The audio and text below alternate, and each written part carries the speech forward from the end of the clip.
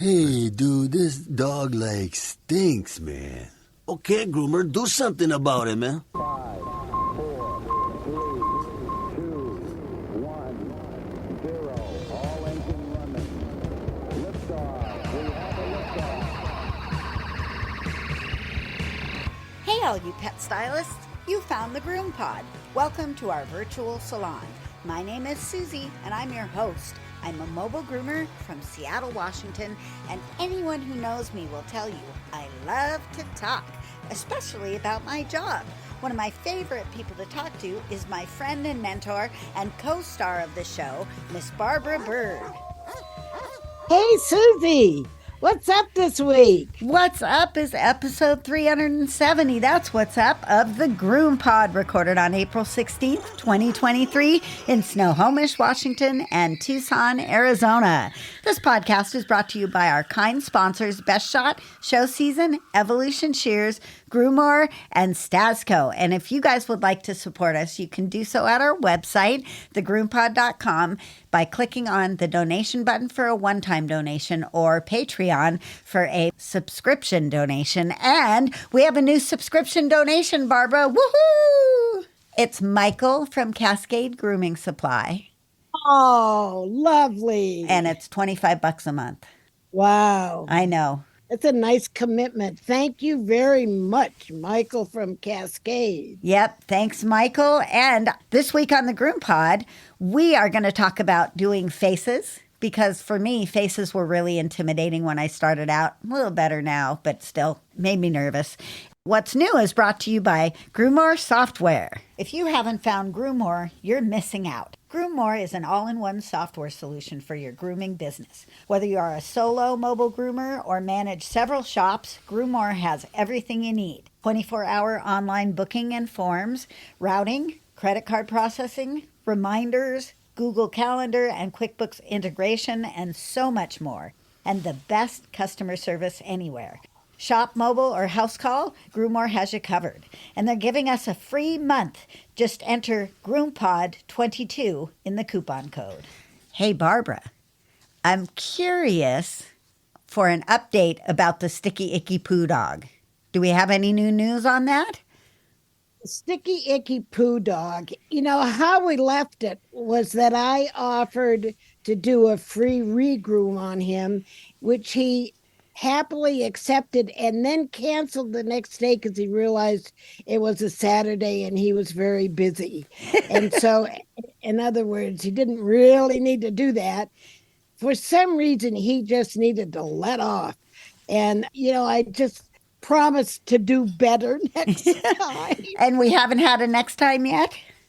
We haven't had a next time yet. It's coming up in a couple of weeks.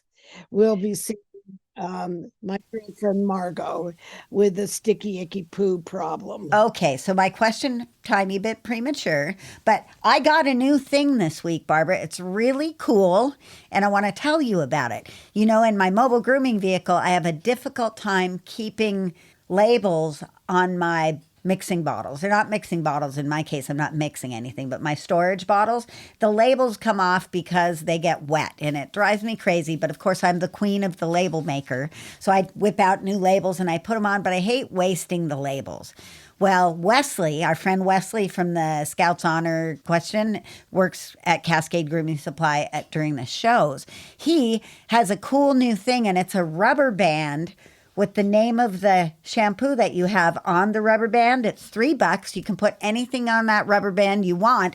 And then I just slip it over the top of my bottle and it never wears out and it stays right in place. And it's so cool. So I did 14 of them with all my different options of shampoos. Now I know it's not exactly OSHA compliant, but it's much closer than having no bottle labels on them at all. So I wanted to let people know, if you're interested in this, it's $3 a piece. You can have as many done as you want. There's 5 colors to choose from. I think he does it through laser engraving. And it's at clipperfix.com. So that's Clipper, CLIPPER, fix.com. And the reason I'm telling you guys this is because he gave me a deal on my blades. And so we're doing a little trade here. So I just needed to slip that in. Oh, yeah. It's possible you'll hear it a few more times, but I'm loving them. They're really easy to grab. They don't fall off. I can tell what shampoo is in there, especially for some of those shampoos that have similar colors, like white.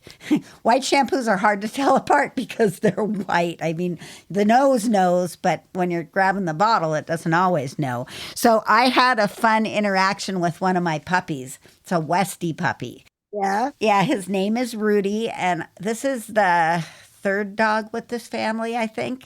And they just got him. He's pretty young.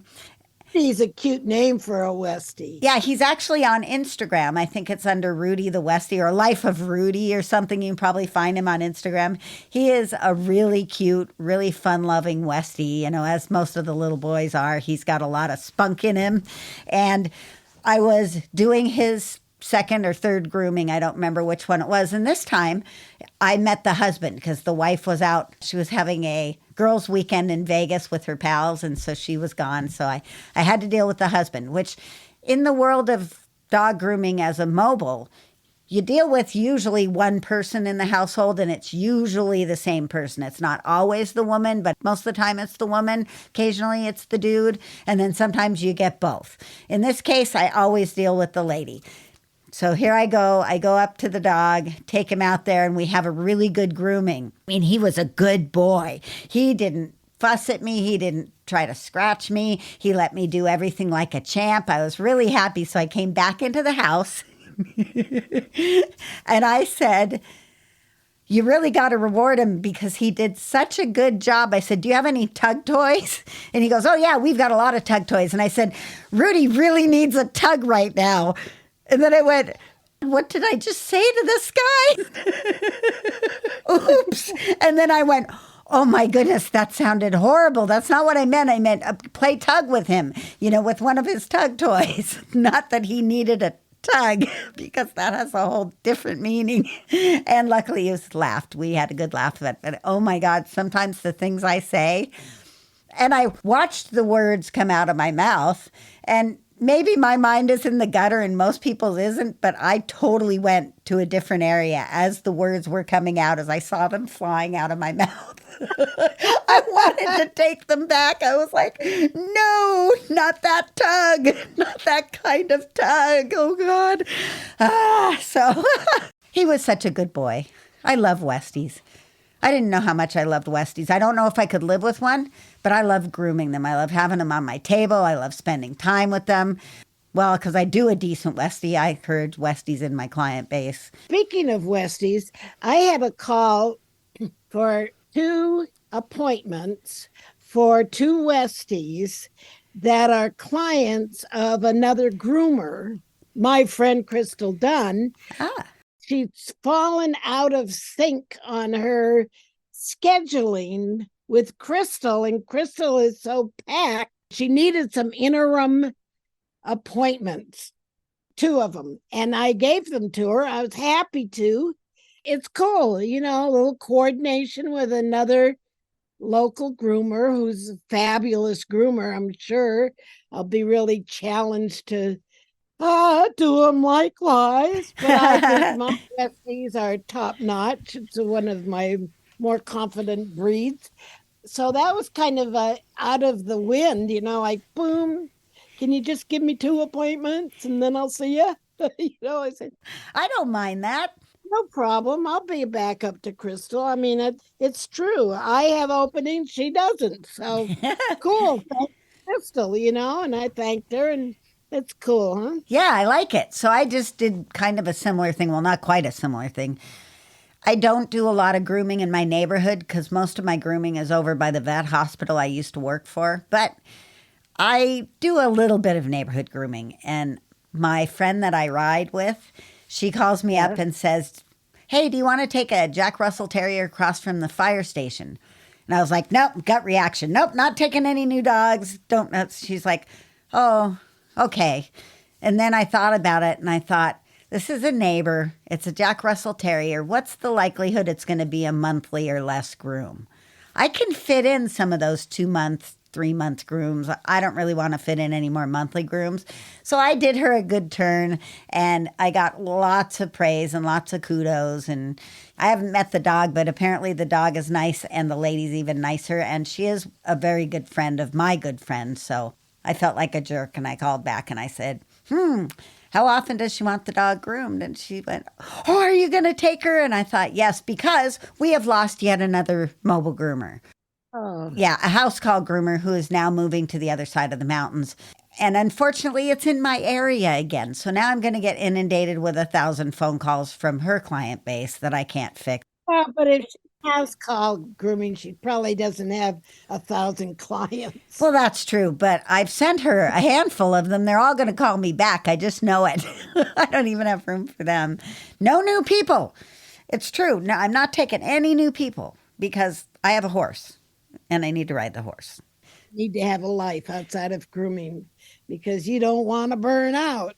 Well, Well, listen, speaking of Jack Russell Terriers, I read an extensive article about the whole motion, all that happened behind the emergence of the Jack Russell Terrier and the Parsons Russell Terrier, and what some of the issues were, and the whole difference between grooming for form and grooming for function, and interesting. how when dogs enter the show ring, the grooming moves from function to form, and it's just grooming for the breed points, the talking points, so to speak, of the groom, the styling points, the breed character points, and functional grooming goes out the window. Hey, that's the truth. It is. And I remember that when I was, especially my first time in Scotland, they were griping about American grooming of sporting breeds, making them glamorous, Irish setters and et cetera, and the Cocker Spaniel, and making them couldn't ever work with those haircuts, right? Yeah, I can't imagine a Cocker Spaniel working with that haircut.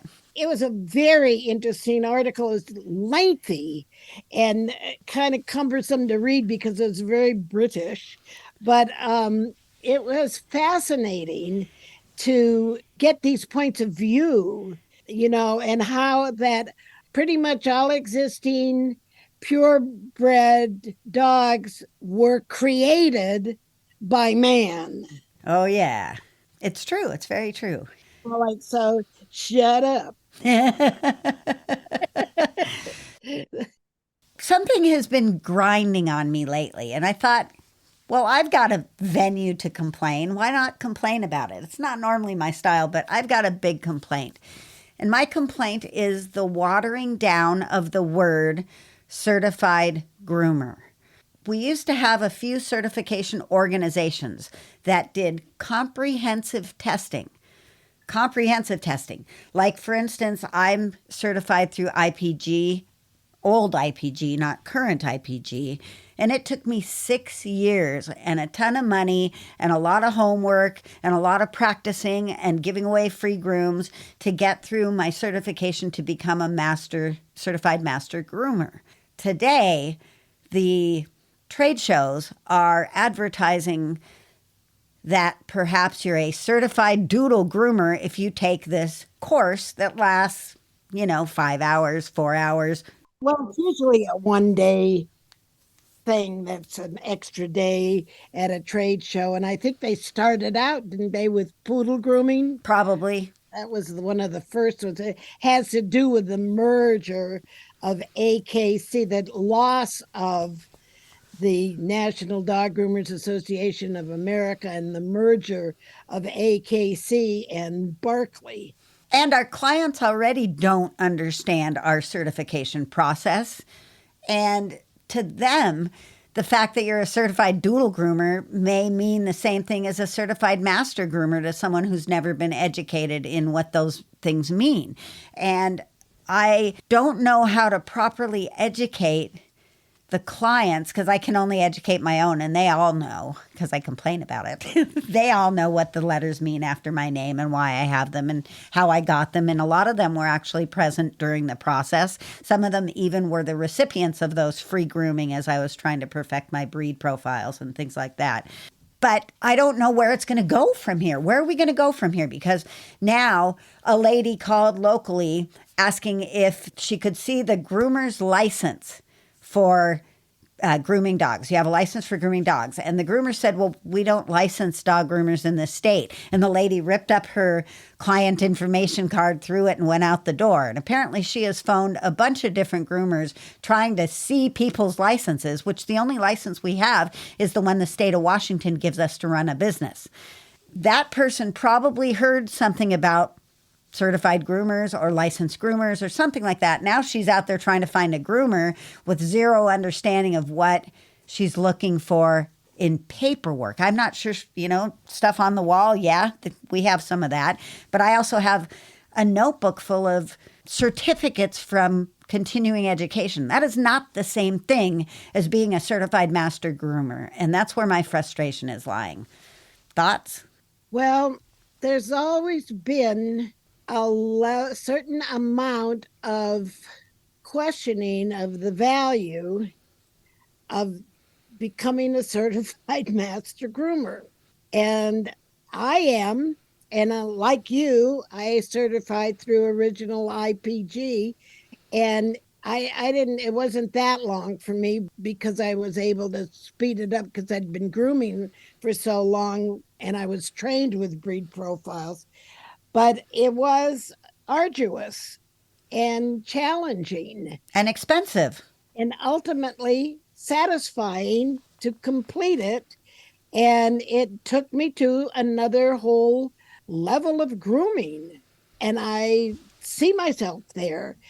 But it's hard to translate that because it deals with breed profiles. The emphasis on breed profiles is not understood by a lot of pet groomers and pet owners. He's not a show dog, so I don't need you. You know what I'm saying? I do. I want my Westie to look like a Westie and not a Schnauzer is a common complaint of people who use groomers who don't give a shit.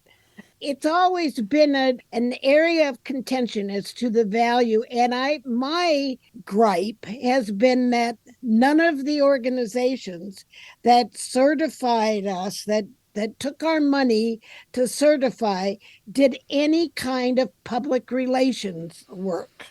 Other than what we do on our own shops. There was a bumper sticker, I think it was NDGAA, at one time had a bumper sticker that said, "Is your groomer certified?" Well, that's something. That's something. But now we're faced with the whole business that the word groomer is misunderstood as pedophile. That's a good point. What's a master groomer?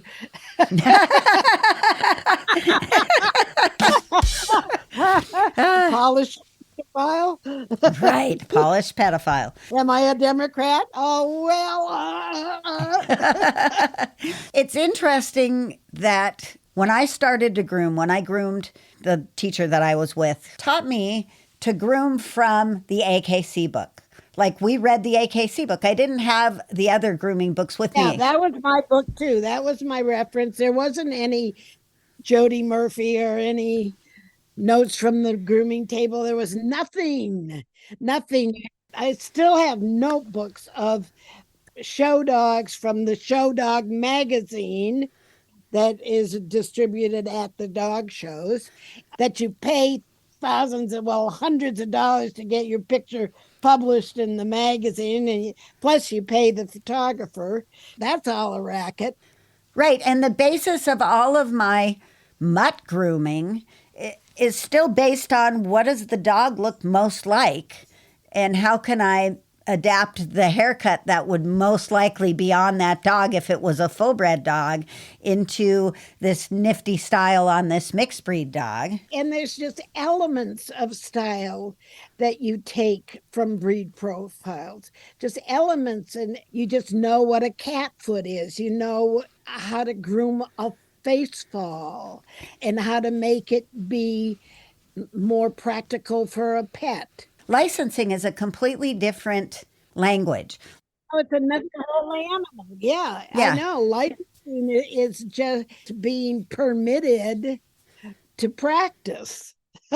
I always thought that the master groomer thing would set me apart from other people, and same with my master groomer behavior specialist. It sets me apart. It says that I've done a lot of training work on top of my grooming work and that that's my focus. That is not a 2-hour class at a Barkley seminar. It's not the same, and yet it appears the same.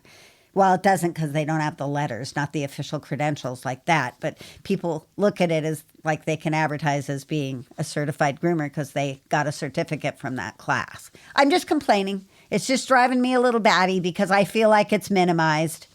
I think you're right. It's being diluted. The notion, the value of the term certified is becoming greatly diluted by the difference of a continuing education certificate. Thank you for hearing my opinion and validating me and making me feel all good because you feel similar. So it definitely helps. You're very welcome. And before we go, I have something I have to I have something to tell you that happened to me. Uh-oh. Okay. I'm sitting down. I'm ready. Go ahead. That I took a hard fall What? in front of my house last week. A hard fall. This is not just stumbled. That doesn't make me happy. I was attempting to break down some cardboard boxes for recycling because Lord knows I've got an avalanche of cardboard boxes throughout my home because I do so much Amazon and Walmart online. I'm now added Home Depot. Home Depot got rid of their motorized carts. Uh-oh. It is a huge area with hard floor. I don't know how anybody works there with concrete flooring. And I cannot last 2 aisles on my feet in Home Depot. My legs give out. So I can't shop there unless I look up what aisle something's in and I just run in and get that one thing. So I have now started Home Depot delivery and they use cardboard boxes. So I have this mountain of cardboard out there. I've got to break it down to put it in the recycling barrel. And I'm out there actually doing it because nobody offered to do it for me. Well, wait on that, Barbara. Why don't you? Yeah, I mean, I had like one fucking neighbor that would offer to break down cardboard for me, but no, they just let it grow mountains out in front of my house and frown at me when they see me. It looks like a hoarder residence. Well, it is. So I'm out there doing it. I'm doing it today. And I got my box cutter and I'm cutting cardboard. And I had my orthopedic slippers on. Okay, so these are slippers and they're pretty firm and I've worn them to work, but they're slippers. They have nothing, no security behind the heel, right? And I stumbled on a little bit of paver. I have brick pavers out in front of my house. They're no longer completely level with each other. There's little differences. So I stumbled and just went down. Oh, no. It was like in slow motion. Oh, damn, I'm going down. I reached for some support in my rose tree and broke 2 old branches off Oh. and fell down, splat with rose branches clutched in my hands. And I banged my bad knee. I scraped my elbow and I bumped my elbow really hard and twisted my wrists grabbing the bush and twisted my back. I just messed up. And I'm sitting there and I'm weighing 220 now. I cannot stand up from a sitting down on the floor position, even in great shape, not to mention falling. I mean, thank God I didn't hit my head or anything like that. I didn't really suffer any terrible damage, but I was badly shaken and I couldn't get up. I sat there for like 20 minutes. I live on a street that's been turned into a bicycle street. Oh, really? Bicyclists would go past my large opening of driveway, and I was, hey, can you help me?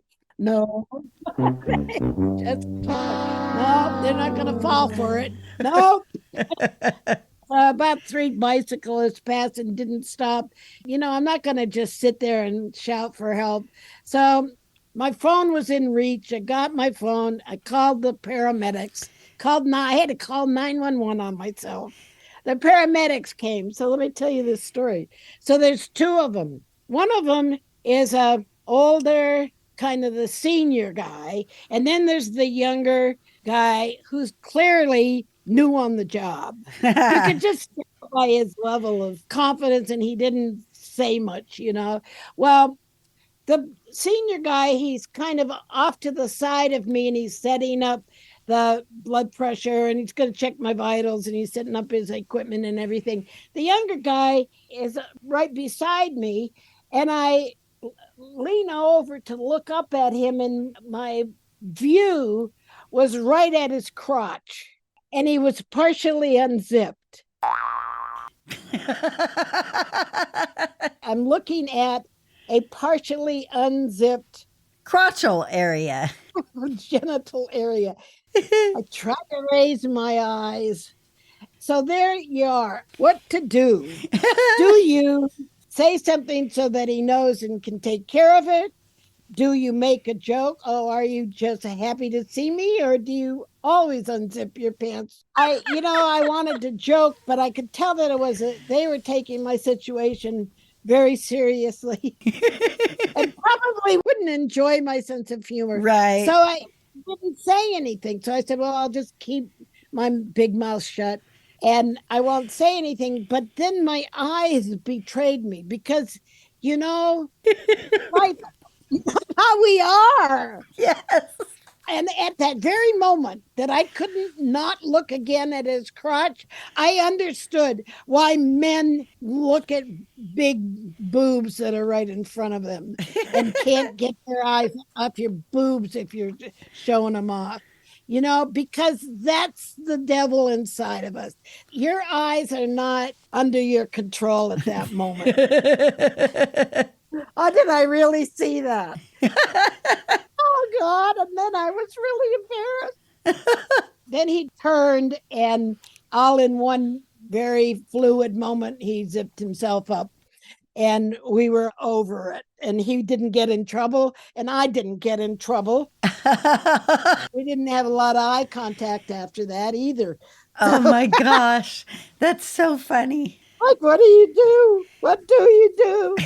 Yeah, both of them had to pull on me to get me up because I was really down there. And it shook me up, Susy. That's the thing about seniors falling is it's not just that you can hurt yourself, but it just slams your sense of security about your body. Right. And living alone. Yeah, and living alone and the whole thing. So I've become reacquainted with my walking sticks. That's a good idea. Probably a good idea. I wasn't even high. When I'm high, I'm very, very, very careful. But I was out there in the morning breaking down cardboard, Just doing your thing. Who would have thought? I've got sandbags that I have to go over every time I go from this room into my main house.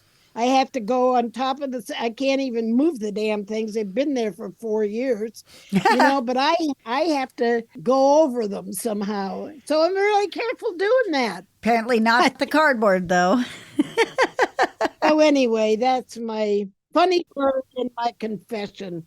And I'm okay now, Okay.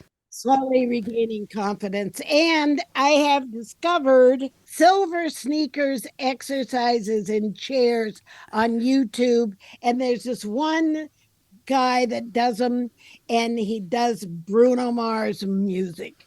And I said, okay, this is my YouTube.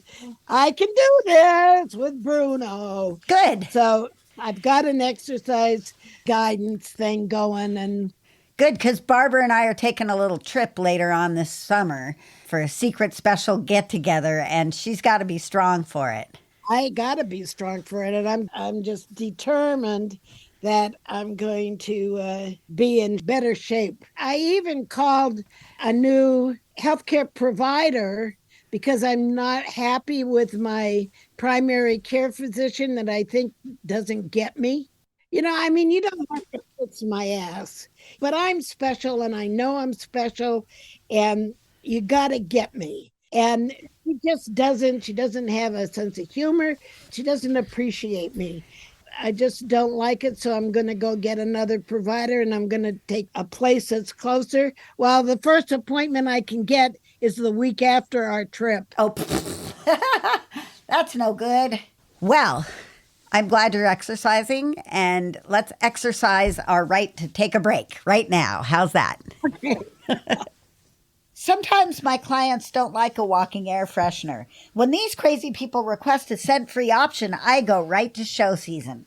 Show Season True Tearless Shampoo and Hypo Conditioner fit the bill. They are totally fragrance-free and yet hold up on their own as good products. True Tearless has been expertly formulated to be gentle to the eyes, skin, and hair while maintaining good cleaning power. Hypo Conditioner is a great option as well, and it's one of our favorite conditioners with or without fragrance. So let's get fragrance-free. Use True Tearless and Hypo Conditioner from Show Season today. Go to showseasongrooming.com.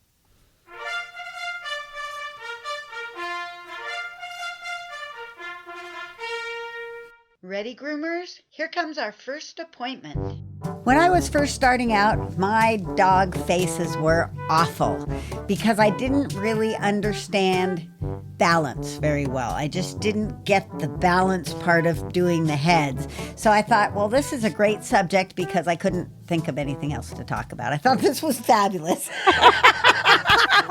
370 episodes, we've talked about everything grooming you could possibly imagine. But yet, we always find something new and interesting to discuss somewhere in amongst the topics, so what the heck? I wanted to talk through the process of grooming a face. And let's start with when the dog shows up. It has crusty eye boogies all over its eyes. I look for that when they come in the door because I suspect underneath there could be some irritation. And since the client is still there, I might mention to them at that moment that perhaps there's going to be some irritation underneath those eye boogies, just in case, just to kind of cover my tracks. There we go. Ass. That's good. CYA. CYA. Yes, cover your ass. So when the dog comes in, I do that. And then I ask the owner if there's anything special they'd like done with the head, if it's the first time in. If it's not the first time in, I already know what I'm doing.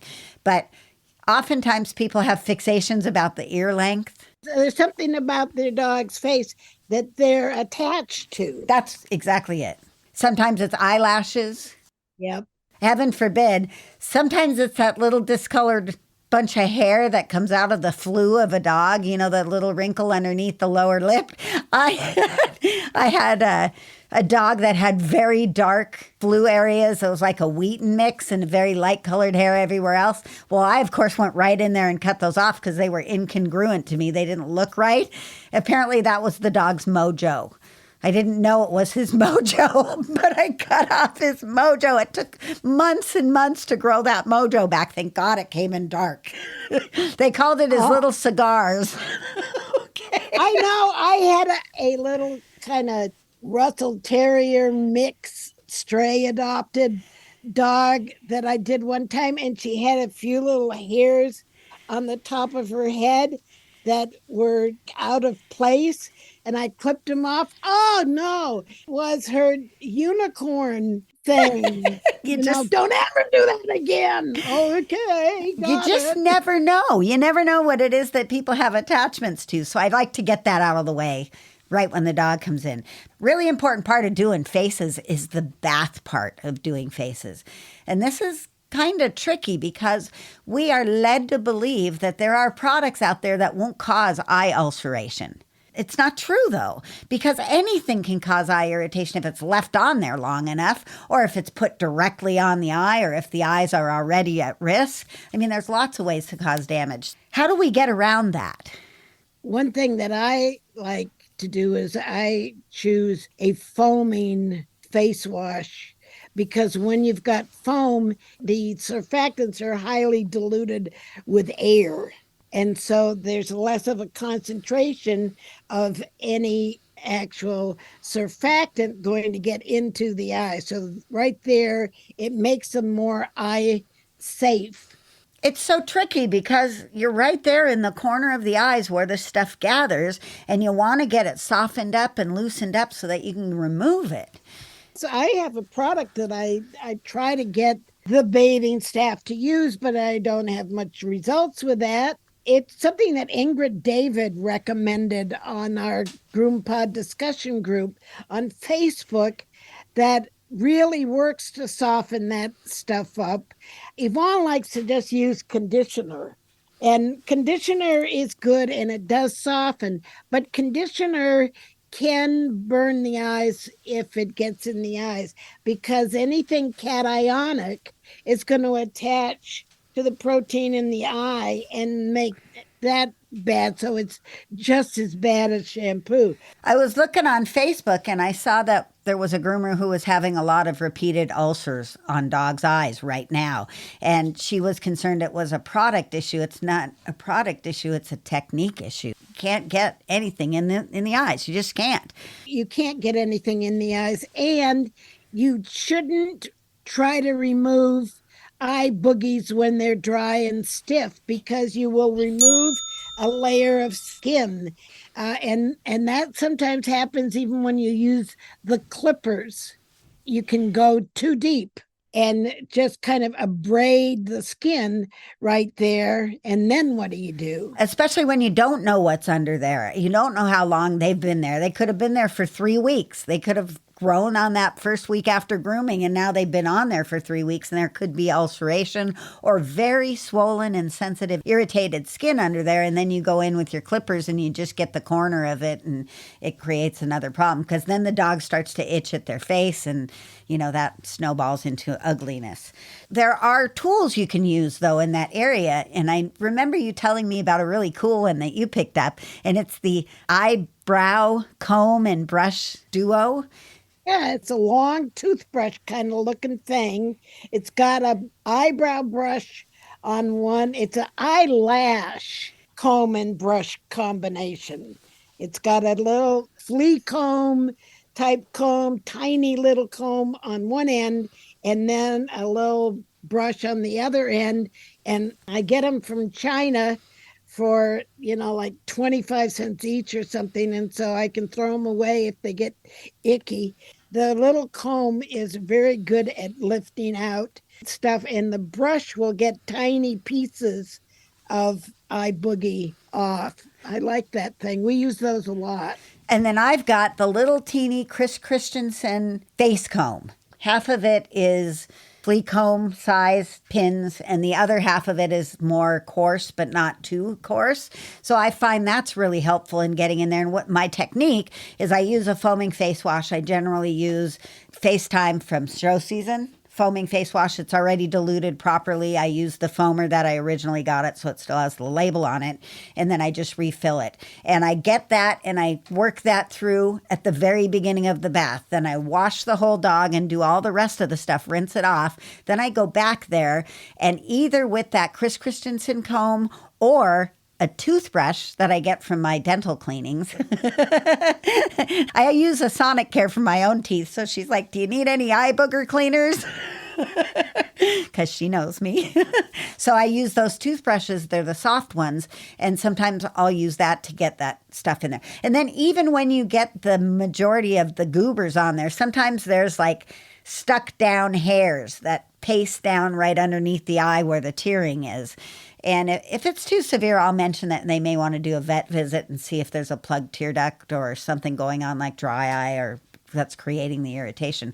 But then I try to get in there with that little comb and comb those little hairs up, because those are the stupid hairs that will then stick up right after you send the dog home for grooming because they're finally clean. When it's a senior, I automatically suggest they might try tear replacement type eye drops, because almost all seniors, hey, I are one. I've gained such an appreciation for old dogs since I'm turned over 80. Such an appreciation. Call that forced choice empathy. I get you. So I want to say one thing about the metal flea combs. If you use a metal flea comb, be sure to clean it out well and dry it right afterwards, because they will rust. Even though it's stainless steel, that eye boogie stuff is really acidic and it will rust, a comb, and then they're worthless. That's another use for that dental cleaning toothbrush they give me every time. I use them to clean those little combs out. They work pretty good. To clean your comb. Yes. Well, I don't need them for my teeth, and I don't like throwing things like that in the landfill without at least using them first. I feel guilty. Oh, yeah. Okay, so now we've got like the eye boogies out. This is a point at which you should be watching for blinking, excessive blinking on the dogs. Like, make sure that you didn't irritate or need to flush those eyes out. So that's what you would notice if you got some shampoo in the eyes. The dog would be blinking. They may have red eyes. They may kind of itch at their eyes. Just wincing. Making the face. Making a little face. Hey, Chris Bear Anthony here. You may know I've been swiveling for years now with my beloved Evolution shears, but I wasn't actually born with a pair of swivel shears in my hands. Check out our website and Facebook page for our library of how-to videos, or give me a shout for a personalized guide. Your hands will thank you. Don't forget, GroomPod listeners get $10 off and free shipping with the code GroomPod. What are you waiting for? Give them a try today. Sometimes my clients don't like a walking air freshener. When these crazy people request a scent-free option, I go right to Show Season. Show Season True Tearless Shampoo and Hypo Conditioner fit the bill. They are totally fragrance-free and yet hold up on their own as good products. True Tearless has been expertly formulated to be gentle to the eyes, skin, and hair while maintaining good cleaning power. Hypo Conditioner is a great option as well, and it's one of our favorite conditioners with or without fragrance. So let's get fragrance-free. Use True Tearless and Hypo Conditioner from Show Season today. Go to showseasongrooming.com. Moving on to the haircut. So we were talking about getting the eye boogies out, but what do you use to clean the hair out from the corners of the eyes? I bet I know. Well, I have a couple of ways. I use my little tiny blenders. That's probably what you're expecting me to say. Yes. And I also use a mini bravura. Okay. The mini bravura. It's a really tiny, like a 1.5-inch blade, straight shaft, lavender little trimmer. And it's like a 30 blade in there. And I just use it with an extremely light touch. I also, and some of my dogs, if sometimes the eyelashes themselves are annoying the eyes, are irritating the eyes. And if that's happening, I just very lightly clip them off with that little thing. Of course, as a Bichon groomer, I'm trained myself to be able to work around the edges of the eyes because when you groom Bichons for show, you want to show the black eye rims, and that requires you to kind of clean them off. And I can do it with scissors and I can do it with clippers, although the clippers are probably the safer choice. The tiny clipper is least intimidating for the dog.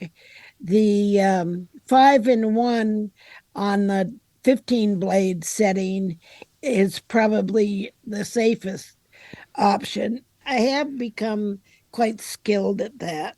I have a lovely assortment of very small scissors that I can use to get in there and just that spot right over the eyes when you're trying to increase the visibility of the rim or just open the eyes up a little bit. Are these like mustache scissors with rounded tips? I was going to just mention that. Our Tarot has tiny little mustache scissors with the ball on the end. And I often will use those reversed, so backwards curved, right in the corner of the eye if the blenders aren't getting out what I needed to get out. The inner corner of the eye. Yes. The outer corner, you want it to go with the curve of the eye. Right. And I don't always use those ones. Like I mostly use those ones for the inner corner, and the outer corner I just have very small curves without the ball on the end because I too have practiced and make sure that the dogs are trustworthy to hold still, although you can never completely guarantee that there's not going to be any movement. How about the lips? Do you ever take the hair off above the lips? Because I think that's kind of a neat look. Because I gotta say, some Shih Tzus have the absolutely best little lips on them that you would never know were there until you just take that underneath the nose hairs off. This cute little adorable human-like lips on these Shih Tzus. Yeah, I do lip trims on my Shih Tzus and on Shih Tzu-like dogs, and sometimes even slightly undershot dogs. I exaggerate it by taking it off the bottom lip, and sometimes there's chin hairs right on the under the bottom lip that are annoyingly out of place, and I'll just take those off. I like to trim sometimes just the bottom lip. Yeah, it gives the dog a more smiling appearance, and it's one of my little secret things that has only backfired on me once. Uh-oh. Some customer didn't like it at all, and I said, okay, well, bye. And then, Bye. and then as the dogs age and get more difficult and have more dental problems, they love to suck in the hairs into their teeth. Drives me crazy. Yep. You'll be trying to comb it out of their mouth, and they're sucking it back in faster than you can grab your scissors. Yes. I have a Bichon Poodle mix that's older, belongs to really good clients of mine. And the dog came in months ago, and it had this string hanging out of its mouth. It was a string. And so Yvonne's based the dog. She's got the string hanging out of its mouth. What are we going to do? And I looked at it and I tugged on the string, and it was going to pull all of her bottom front teeth out if I pulled that string out. Something was woven all around the bottom of the teeth. And so I cut it short, not all the way to the mouth, because I wanted it to poke out there so that the owner would see it. Yeah. It said, she's got this situation that I think is going to need a vet visit. Well, she came back the next month and she still has it. Oh, no, no. The owner said, well, yeah, she destroyed a toy. They got a new dog and they got a new toy, and the old dog destroyed the toy, and she's got toy fuzz. Ew. All embedded, and it's staying there. And I have a feeling that the vet said, leave it. Oh, geez. I got to confront her about it. It's hard to confront some of your best people with what did the vet say? Oh, I didn't go there. Yeah. Right. You take this dog to the vet. How do you do that? I said, I'm going to have to say, she's still got this situation. It's going to just stay there. What are we doing? Because it's going to add to rotting of the teeth. because it'll wick in bacteria. That'll be, yeah. Oh, Oh, it's just ew. gonna hold that crap right in there at the gum line. I mean, And the smell. well, yeah. Yucko. I think that odor avoidance is part of my shallow breathing problem. I can relate because I do the same thing.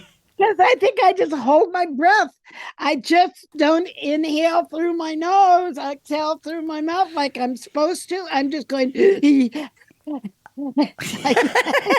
I don't smell breaths and stuff. All right, let's get us back on track. I loved doing faces. I remember being a little intimidated, but now face work is my art form. I love creating a look that captures the spirit of the dog in its face. That's what I usually see at the intake. I look at see what is going to bring out the personality of that dog. Then I say, how do you want the face? And I love it when they say, just do your thing. Yeah, that's always the best. Do you use clipper combs on the head? I don't. Dave does. I do. He does his clipper comb back against the grain thing from the occiput all the way forward. I kind of go up the sides sometimes. Well, I come down the sides. I'll come down. I go down the sides. Yep. Yeah, I use my Figura with snap-on comb on it, and I just skim stuff and sketch it in. Do you take the hair under the ears? I do. I take that hair under the ears. I flip the ear up. No matter what the head I'm doing, because mostly I'm doing drop coat anyway, I just take underneath and define that chin line and get the hair out from underneath the ears. Yeah, I get the hair from underneath the ears, and I will tilt the chin up, and I get that inner throat area real good because that sets the head out. Let's talk a little bit about expression and ears, because ears are my scourge. They're my nemesis. I'm the worst at getting things even. I'm not good at symmetry. I try my best, but I always seem to, get shorter and shorter and shorter and shorter on the ears. But I think that shorter ears make the dog look younger, and longer ears tend to make the dog look older. I agree. I have a couple of dogs. I have a Maltese mix and a Havanese mix and a Havanese purebred that are white dogs. And I do their hair like almost to the leather. And then I scissor all the way up the back edge of the ear. And then I leave the front a little bit longer, and it shapes this really cool look on the ears, and the people just love it. It's just a styling feature that I adopted for myself that I really like. I think it can make a real, it's a takeoff on the little Dutch boy ears, except that when you come to I learned to do the backside of the ears when I studied the Lagotto Romanola head. And that's the secret to that head, too, is that you scissor on the edge of the leather all the way at the back of the ear. And it just gives a really interesting, and you know what? It gives a nice look when you're looking at the dog from behind, which is what a lot of people are viewing when they're walking their dog. Because how many people do you know that actually have their dog at heel? No, the dog's gonna fucking extend the leash out in front of them, and they're looking at the back, even if it isn't an extended leash. The dog is like 2 feet in front of them, and they're looking at the back of the head. Well, that view is great when you pay attention to the hair on the back of the ears. For the most part, closer to the leather for me means the ears are going to be more even.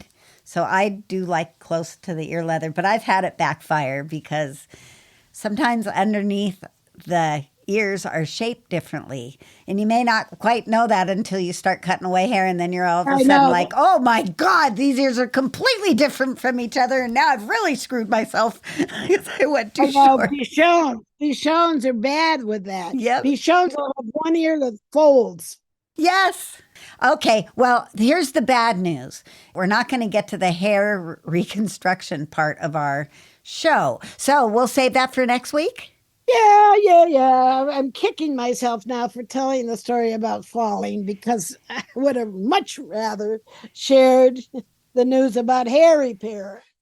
We'll make it a main feature next week. Yes, it'll probably be worthy of a main feature by next week because you're just going to continue to dig. Yeah, and it's a subject that I'm working into my next forthcoming webinar on coat damage. And when is that? It's going to be like June 12th, and I think my time is 10 or 10:30. The prime time. You're the prime time player, Barbara. Somebody ahead of me, but it's a good time for me, and we're going to be talking about my updated information about understanding coat damage and some new slides, some new facts, some new product information, and we'll give you a little preview next week when I talk about hair repair. And if you'd like to take that seminar, it's on positiveed.com through Mary Aquendo's site. And yeah, get on that. I'm sure she has tickets available already. Yeah, I'm not sure if it's not really being pushed quite yet, but it's happening. It's a thing. All right, cool. Well, I'm excited for next week's show now. It usually doesn't, hold my interest until the morning of, but this time I'm going to be thinking about coat damage all week long. So thanks for being here, Barbara. Thanks for listening, you guys. Happy grooming, everybody. See you next week on the GroomPod. Bye-bye now. Take care of yourselves because we love you.